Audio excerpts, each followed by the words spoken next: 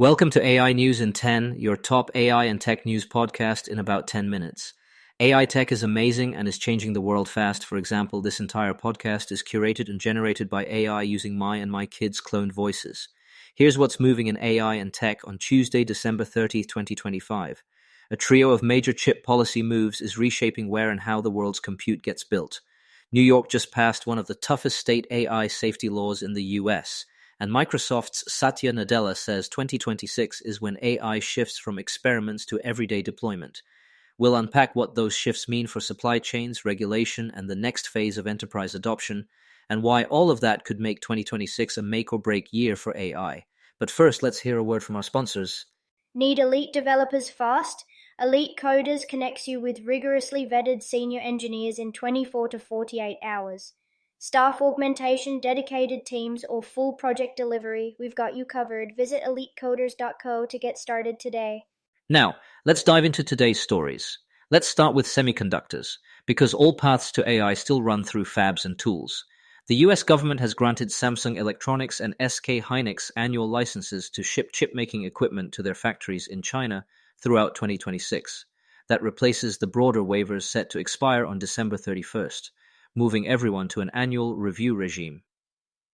Those facilities in Xi'an and Wuxi produce massive volumes of mainstream memory, still the lifeblood of AI servers. Washington's goal is to keep a closer hand on what tools flow into China without shutting off legacy memory entirely. There's also a separate move this month, allowing some NVIDIA H200 exports to China with a 25% fee, while keeping the newest Blackwell chips off limits. Bottom line, the spigot isn't wide open. But it isn't closed either. Supply chains will plan year to year. Instead of running on autopilot, in Beijing, the other shoe drops. If you expand or build a chip fab, at least half of your production tools must come from domestic suppliers. It's not a glossy public decree, more a procurement reality showing up in tenders, but the direction is unmistakable. Accelerate self-reliance in lithography, etch, deposition, and inspection gear. Domestic names like Nara and AMEC are already seeing demand, with pilot deployments edging toward advanced nodes. The policy leaves wiggle room for leading-edge lines where Chinese tools aren't ready, but the long-term aim is 100% homegrown equipment. For multinationals, that means the China market will increasingly require a China-specific stack, both for chips and for the tools that make them. Taken together, those first two stories point to a choppier, more localized chip world in 2026. The US is tightening annual reviews of tool shipments, China is tilting purchases toward domestic vendors, and companies in Korea, Taiwan, Europe, and the US are recalibrating where to put plants, power, and people. If you're an AI builder, the immediate impact is memory and compute availability, not just who has the fastest GPU, but who can get DRAM and HBM at scale without political delays.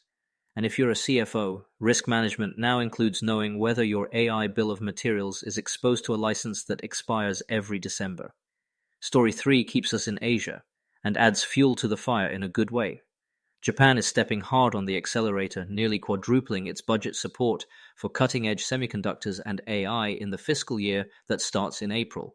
The headline number, roughly 1.23 trillion yen, about $8 to $10 billion. That includes new money for Rapidus, the state-backed foundry aiming for 2-nanometer production later in the decade, and a broader push into domestic foundation models and so-called physical AI, where software controls robots and machines. The takeaway is clear.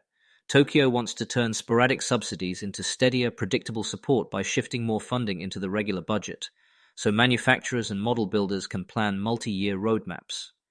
For hyperscalers and chip designers eyeing 2026 capacity, Japan's stance matters. Government reliability can pull private capital off the sidelines, and it dovetails with similar industrial policies in the US and Europe. Put differently, compute isn't just about chips. It's about where the next gigawatt-scale campuses can lock in power, cooling, and talent, with policy tailwinds instead of headwinds. Before we continue, here's a quick message from our sponsors. This episode is brought to you by FamilyGPT, the AI chat platform actually designed for kids. If your children are curious about ChatGPT, but you're worried about what they might see, FamilyGPT gives you full parental controls, content filtering, and the ability to align responses with your family's values, whether Christian, Muslim, Jewish, secular, and many more. Monitor every conversation, set usage limits, and let your kids explore AI safely. No ads, no data selling, complete privacy. Sign up free at familygpt.chat. That's familygpt.chat. All right, let's get back to it. Fourth today, a big move in US AI policy at the state level. New York Governor Kathy Hochul signed the Responsible AI Safety and Education Act, the RAISE Act, on December 20th. The law requires companies with more than $500 million in revenue that develop large AI systems to publish and follow safety plans, and to report serious AI-related safety incidents within 72 hours. Enforcement sits in a newly created office at the State Department of Financial Services. It takes effect January 1st, 2027, giving companies a year plus to operationalize governance, incident response, and documentation. Importantly, New York enacted this despite an executive order from President Trump 2 weeks earlier that seeks to preempt state AI rules and centralize standards at the federal level. Expect court fights, and, for now, expect companies to prepare for a patchwork. Why this matters beyond Albany. Regulators in California, Colorado, Utah, and others have already moved on niche AI laws, and legal experts suggest the executive branch may not have the authority to wipe those off the books without Congress. In other words, unless there's a federal statute, states may keep asserting themselves, especially on consumer protection and safety. If you run model risk at a bank or safety at an AI lab, that means building compliance programs that can flex to the toughest jurisdiction you serve. And finally, a forward-looking signal from Redmond.